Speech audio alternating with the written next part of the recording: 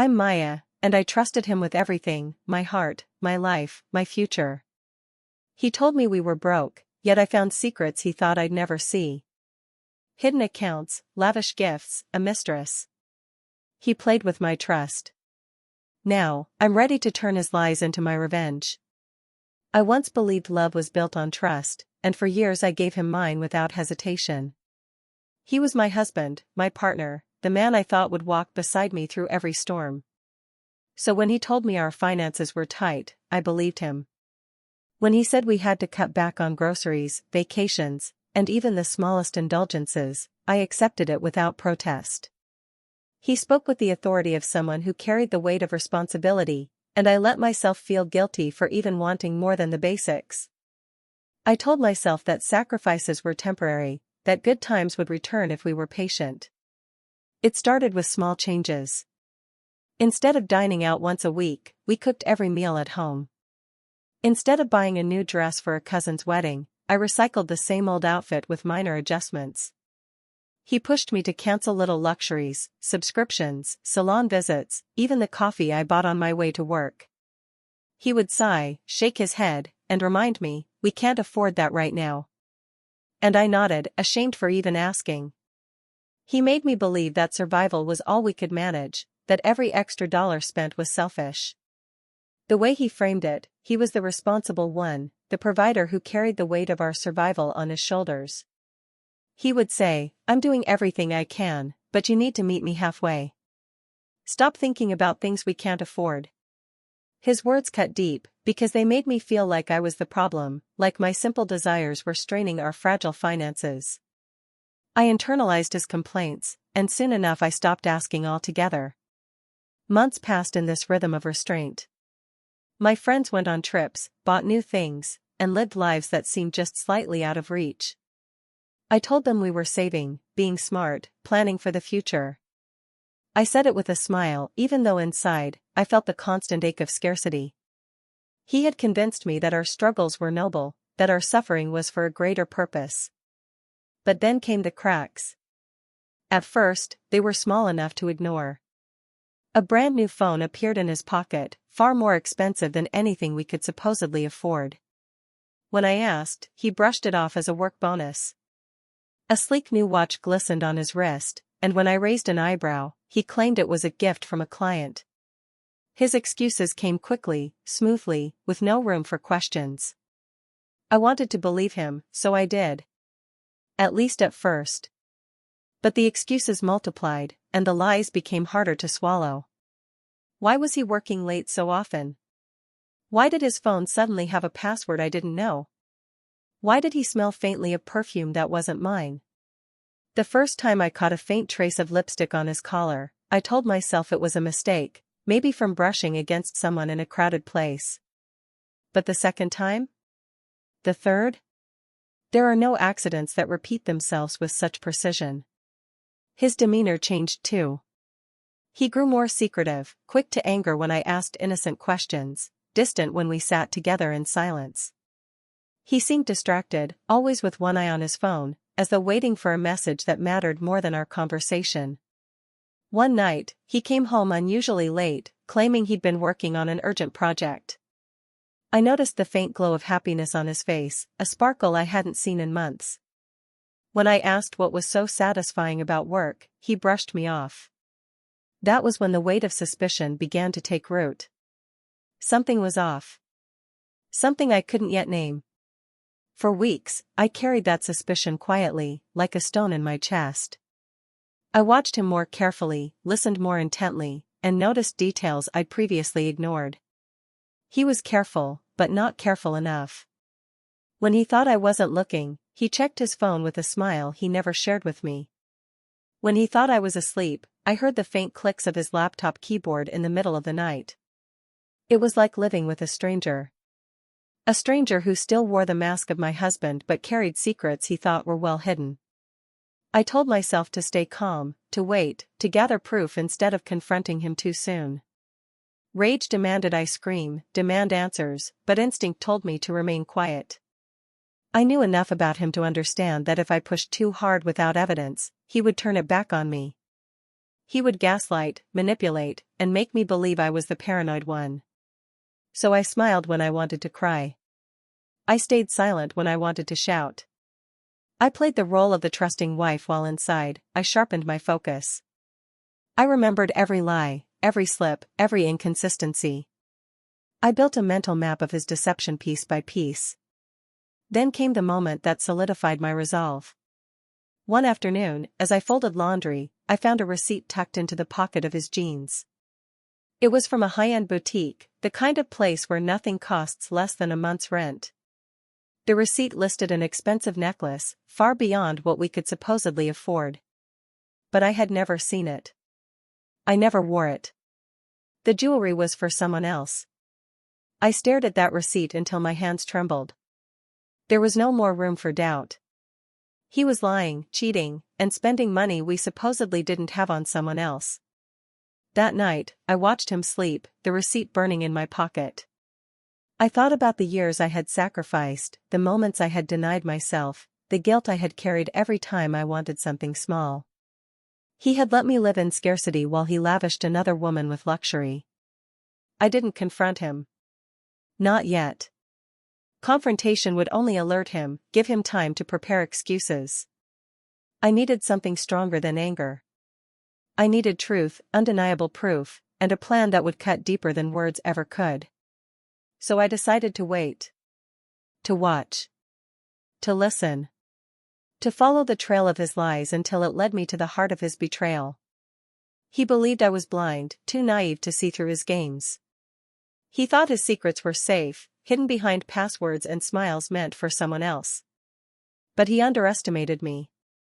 If he thought he could bury the truth under layers of deceit, he was about to learn that I could dig deeper than he ever imagined. And when I finally uncovered everything, when I gathered the proof he thought was invisible, I would not simply confront him. I would destroy the illusion he built, piece by piece, until all that remained was the ruin of his lies.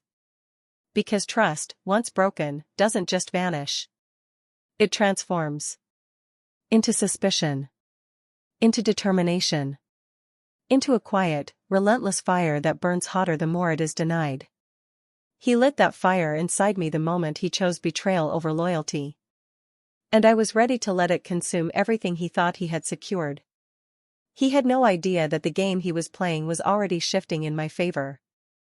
And soon, very soon, he would learn what it meant to underestimate the woman he thought would always remain blind. I couldn't stop thinking about that receipt. Every detail lingered, the boutique's name, the price, the way he had hidden it as if it were nothing. I knew then that my suspicion wasn't paranoia, it was proof waiting to be uncovered. I had to see the full picture, and that meant digging deeper. Late one night, when he thought I was asleep, I sat quietly at the dining table, my laptop open, my fingers hovering over the keys. I didn't need a plan yet, only observation. That's when I saw it: wallet apps, transaction histories, cryptocurrency addresses I had never heard of. Numbers flashed across the screen in denominations I couldn't even comprehend. He wasn't broke. He had money, more than I could have imagined. And it wasn't just cash, it was investments, NFTs, digital assets, all secretly amassed while I pinched pennies at home. I felt a wave of fury so sharp it cut through my disbelief. For months, he had spun tales of debt and struggle, keeping me in a cage of financial fear while he built his own private empire. Every sacrifice I had made, every moment I had denied myself, had only fueled his deceit. The betrayal wasn't just emotional, it was calculated, cold, and deliberate. I traced the transactions carefully, noting patterns, timestamps, and destinations. There were regular transfers to a secondary account, accounts he thought I couldn't trace. And then I saw it, a name that clicked instantly. A young woman, flaunting the kind of luxury we had been told we couldn't afford. Her social media posts revealed expensive trips, new handbags, and jewelry that matched the boutique receipt I had found. Everything lined up perfectly: the timing, the purchases, the lies. The evidence wasn't circumstantial anymore. It was undeniable. He had been living a double life, feeding lies at home while splurging on another woman. And yet, even in my anger, I stayed silent. Anger without strategy would only alert him. I needed patience, I needed precision. I needed to be invisible until the moment of revelation. I started observing him more closely during the day. I noticed subtle details I had missed before, the way he smiled at his phone in a way he never did with me, the careful deletion of messages, the guardedness when he left the room. He assumed I was blind. He assumed I hadn't seen the evidence accumulating in front of me. That assumption would be his downfall. Every night, I researched cryptocurrency, blockchain, and digital wallets. I learned about encryption keys, public and private addresses, and how transactions could be traced. The more I understood, the more empowered I felt.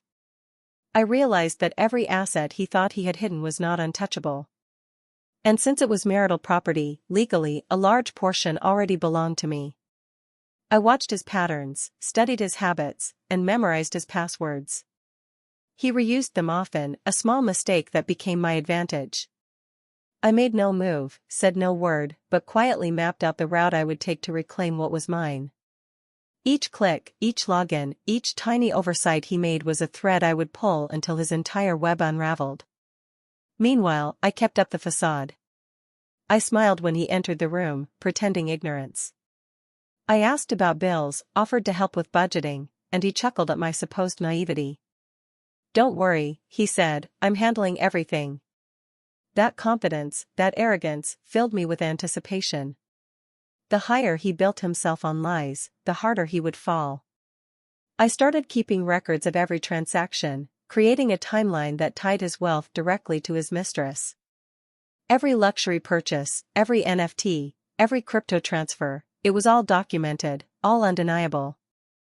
I didn't need anyone else to see it, I only needed myself to be ready. And then came the moment of clarity. One evening, as he left the house under the guise of a late work meeting, I knew it was time to act.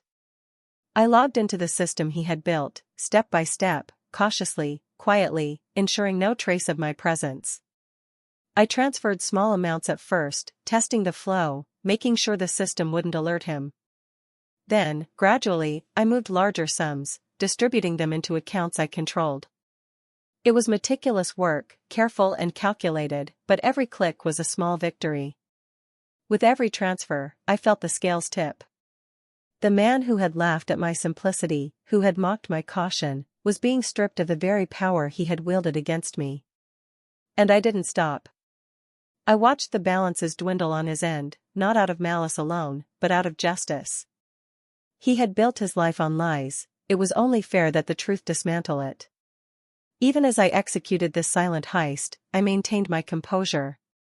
I spoke to him casually when he returned, never hinting at what I had done. He praised himself for being clever, unaware that I had been smarter. The irony was delicious, he believed he was untouchable, and yet every asset he flaunted now belonged to me. In the privacy of my room, I let myself feel the satisfaction, the empowerment that comes from reclaiming what was rightfully yours. Not vengeance for vengeance's sake, but a precise correction, a balance restored. I had waited, watched, and learned. I had turned my anger into strategy, and strategy into action. By the end of that week, the transfers were complete. His accounts were emptied down to nothing but a few tokens he could no longer use. Every luxury he thought he had bought for his mistress had vanished from his control. I didn't gloat, I didn't taunt, I simply ensured everything was secured under my name. The system I built left no room for error, no way for him to recover. And yet, even with my plan in motion, I stayed calm. I had not confronted him, not yet. I let him live in ignorance, allowing him to believe that he was still the puppet master. His realization would be all the more devastating because it would come from his own discovery, not mine. That night, I went to bed with a quiet smile, my heart steady, my mind clear. I had done what was necessary, what justice demanded. The man who had built his empire on deception now faced the consequences of his arrogance. And I knew, deep down, that the next chapter would not be him boasting about his cleverness, but him grappling with the emptiness he had created around himself. I had learned that patience is power, observation is strength, and knowledge is the most lethal weapon of all. He had underestimated me at every turn, and that mistake would cost him everything. Because in the end, the woman he thought powerless was the one quietly orchestrating the collapse of his carefully constructed world. And when he finally discovered the truth, it would not be a matter of money lost alone, it would be the unraveling of his pride, his deceit, and the life he thought he controlled. I watched him walk into the house one evening, completely oblivious, laughing about some trivial work success, unaware that everything he relied on was already gone. He had no idea that the accounts he boasted about, the assets he flaunted, the wealth he thought untouchable, were now mine. I kept my composure, pretending everything was normal. One wrong glance, one hint of suspicion from me, and he might have realized something. But he never did. I began the next phase carefully. I needed him to feel the absence of power without suspecting me. I left subtle clues, small things he would notice but not fully understand. A delayed confirmation here, a minor transaction error there, tiny reminders that something was off. Each time he tried to log in or check balances, he saw small inconsistencies, a system slightly out of his control. He grew frustrated, irritated, and yet still blamed himself, not realizing that the hand guiding the collapse was my own. Meanwhile, I continued to observe him, documenting every reaction. I learned how deeply his pride was entwined with his digital empire. Every complaint, every muttered curse, every frantic call he made to technical support became fuel for my satisfaction. The man who had lived on deception was now grappling with reality, slowly realizing that wealth could vanish as easily as it was accumulated. I used his arrogance against him. He thought no one could manipulate him, so I created opportunities to watch him stumble further. I allowed him to believe he could still recover what was lost, only to find that each attempt failed. His frustration grew into panic, and his panic became desperation. It was delicious to witness. At the same time, I quietly ensured that the funds I had secured were untouchable. Everything was redistributed into accounts that couldn't be traced back to him, yet entirely under my control. I had covered every angle: legal ownership, digital security, and contingency measures. If he ever tried to fight back, the system I built would protect me and expose him further. Then came the mistress. She had been enjoying the luxury he provided, flaunting it on social media, blissfully unaware that her benefactor's fortune was disappearing. As he began to panic, she noticed the changes too. The gifts slowed, the calls became shorter, and the attention she had relied upon began to fade.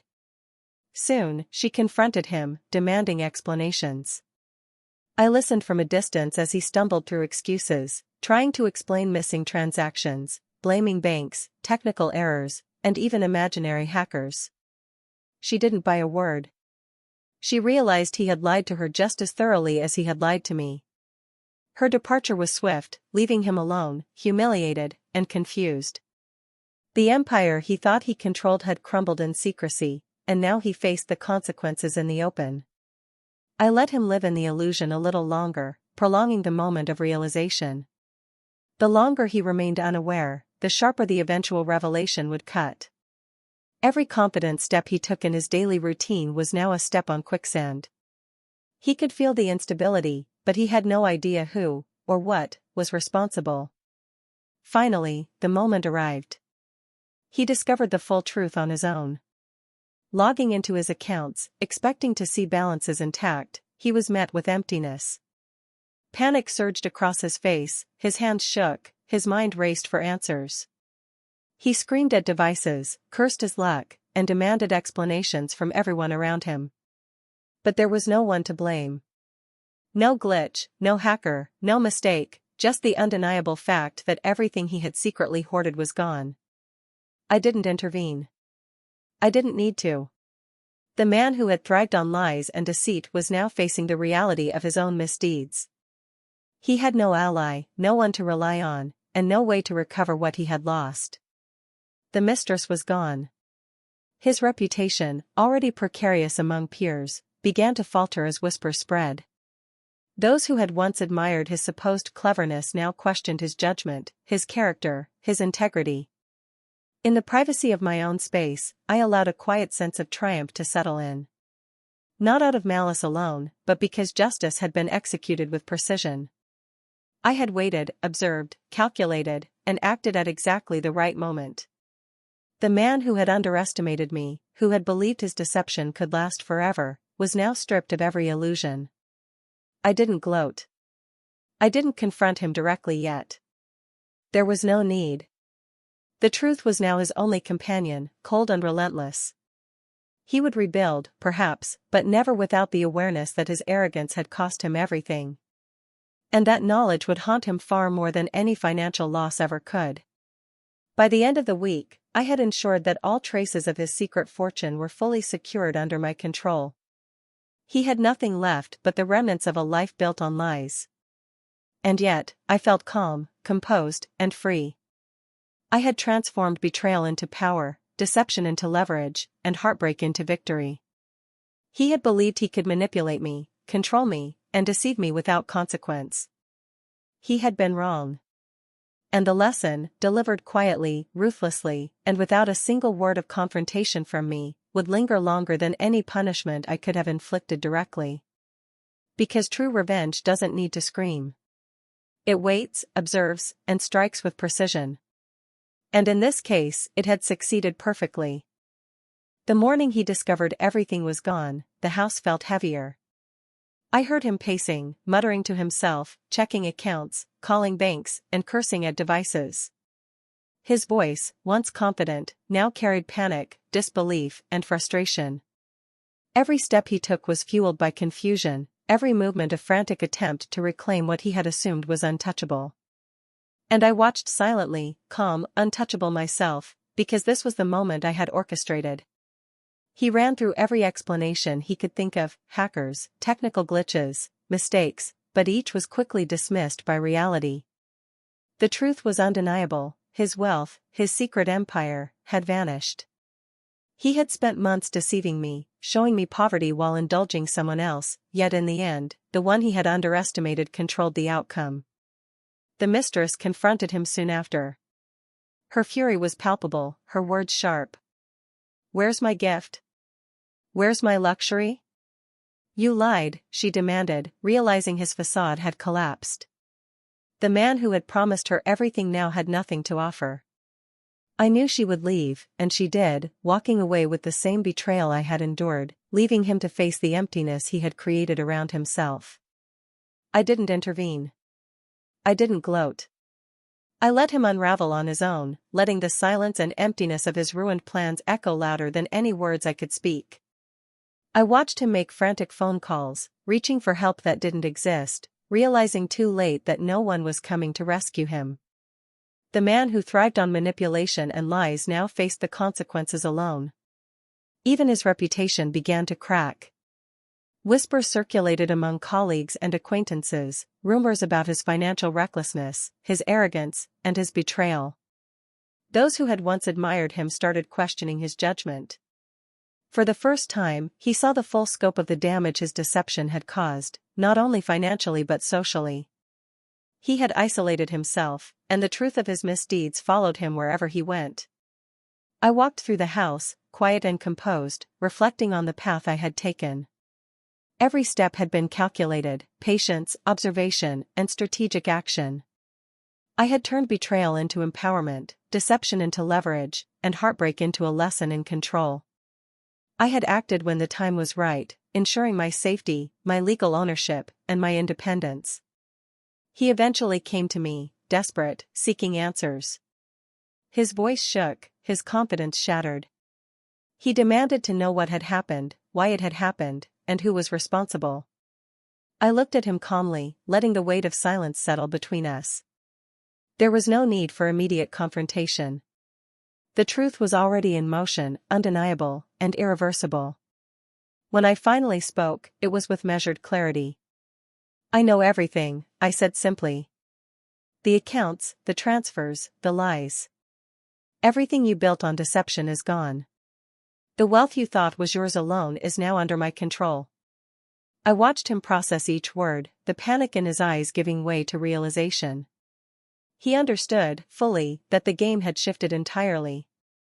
I left nothing ambiguous. I ensured he grasped the consequences of his choices, the depth of his betrayal, and the permanence of his loss. But I didn't scream, I didn't cry, I didn't resort to theatrics. My power lay in precision, patience, and the certainty of my actions. He had assumed he could deceive and manipulate without consequence.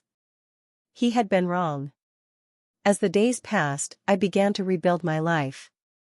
I reclaimed financial independence, bought a home of my own, and started projects I had always dreamed of. Every decision I made was free from compromise, free from manipulation, free from the shadow of a man who had once thought he could control my world. I was liberated, empowered, and resolute. The man who had once held sway over my life now wandered in defeat, his pride shattered, his mistress gone, and his fortune irretrievably lost.